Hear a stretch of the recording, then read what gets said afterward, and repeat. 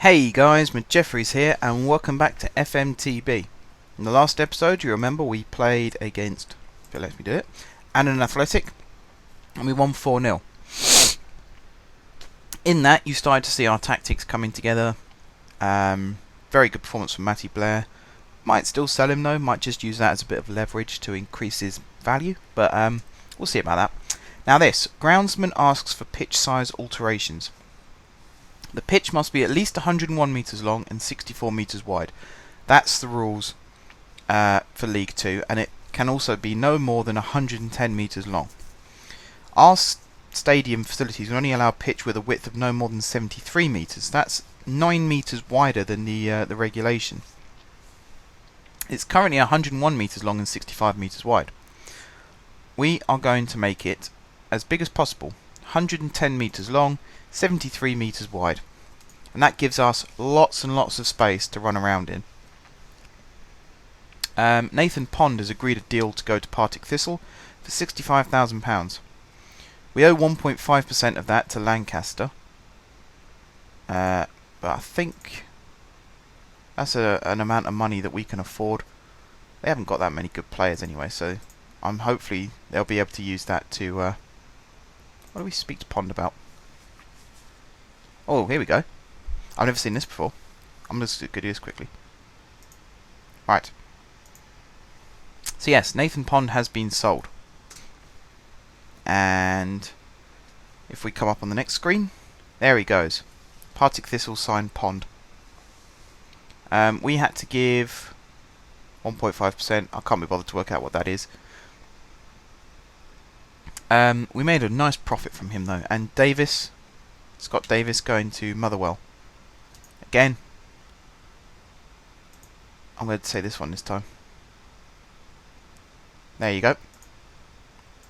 And he's gone too. Now it's time to look at players. So we've got unrealistic transfers set up, and we're also excluding Fleetwood players. Let's have a look. In fact, first thing I should be doing is hiring some scouts. So let's see if I can do that. Staff.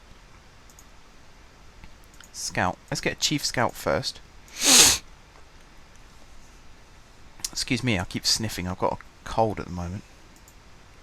So apologies if you can hear me doing that. If not, then forget about it. Right, here we go. Mark Kelly, again. Remember him? He rejected us as the head of youth development, but he might accept us as chief scout. He wants to be head of youth development, doesn't he? Of course he does, because he's awkward. There you go, he's walked away.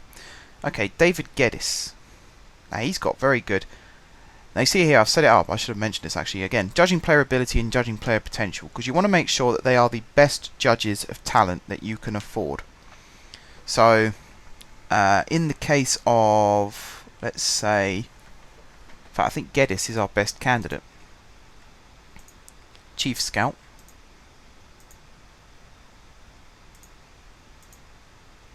He really is determined to play hardball, isn't he? There you go. Force him to accept that deal. In the case of David Geddes, he can judge, out of judging players' ability, he's got 16 out of 20. And potential, he's got 13 out of 20. Which means he might not be as good as predicting which players will be good in the future, if I can select him again. But in terms of predicting, or judging which players are good now, he's got pretty good stats. He's got pretty good stats. Right, if I shorten this now just to scouts, we'll bring in Lee Maybury as a second scout. So I think we only really need 2 scouts. And then we'll use... Oh, there you go. Davis is gone. And we're bringing in his replacement now.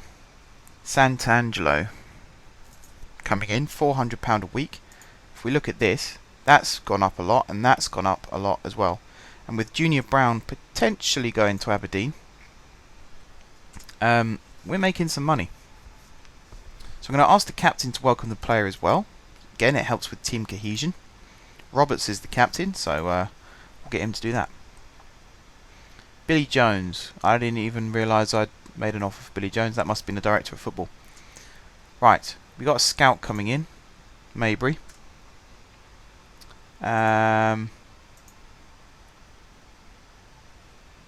we've got a nice backroom team starting to assemble now. There's Maybury coming in, and he's already giving us players that we could potentially sign. So if I now go onto this again, we've now got some more players on this list now, and they're highly rated, which is also good to see. Steve Arnold. Now, Stevenage are a team that I'd like to poach best as I can. Going to get a team report and see who they've got that I can even loan if I can't afford to buy anyone. Because this is a team definitely that I'd like to try and get some players from if possible. They seem like players like Burrow and Furlong and maybe Wedgbury I could do without, but players like Schrute. Maybe Schrute could be a good player for us. And Haber, if I signed Haber and played him up front, that could be a good deal. So I might even put in an inquiry for him. See how much they want for him. Who else have we got on this list? Some unattached players like Stephen Irwin, for example. Maybe. Or Jamie Peters, because he's quite versatile down the right hand side. This is what I start to look for now though. I go, scouted current potential is at least 3 stars. And then, age. At most, let's say 23. So we've shortened the list considerably, and in fact we've only got goalkeepers. Let's see if I take up to 25. We've got this guy here as well. And this is, again, it's to do with resale value. So you sign a player who's relatively young, train them up for a couple of years, get a good performance out of them, and then you sell them on. Should I accept this bid for Junior Brown? Go on, might as well. It gets him off the wage bill, so it'd be worth doing. I don't tend to do press conferences when a new player comes in. I tend to reject that opportunity. There we go, our new head scout has arrived. So we'll advance this again. And he comes in with, again, you sometimes get the same players being recommended to you, but if you go staff responsibilities, sets up assignments, there you go, scout. Now if I go down to scouting, here, new assignment, let's choose Maybury to do this. Can I really not get this? There you go, competition, England, let's have him scout League 1.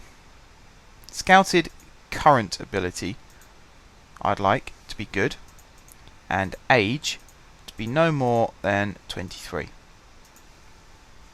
So that's one I'd like him to do. On top of all this, UK and Ireland.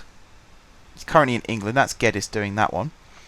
And Maybury is doing Scotland, but on the same thing. And they'll work their way around the UK and Ireland, scouting lots of players and bringing you regular reports as to, you know, who you should think about signing. We've only got 3% of world knowledge right now. Australia and the UK. 2% of Australia. It's not very good. And then they got reports on players. So again, we go unrealistic transfers, and we'll organise it like this. And we'll have a look to see who they've got. Now they've got Jody Morris on this list, and he actually looks like a good proposition. So we'll have a look at how much we can offer him. Let's offer him £500 with 600 in appearance fees. We'll give him a 1k loyalty bonus, 3k agent fee. If we actually take this up to £650, like that. If he gets in the team of the year, we'll give him £5,000. If we get promoted, we'll give him £6,500. If he scores 10 goals, we'll give him £6,500. If he reaches 30 league games for us, he can double his wages to what he originally wanted. And we'll give him an optional contract extension as well, and a goal bonus. So an unused substitute fee. His appearance fee was 600, so we'll give him half of that. We'll give him 300 if he doesn't get off the bench. and a goal bonus of £500.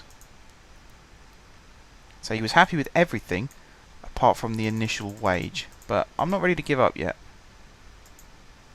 There you go, we can get him for £850 a week, which was £350 a week less than what he asked for. So that's encouraging.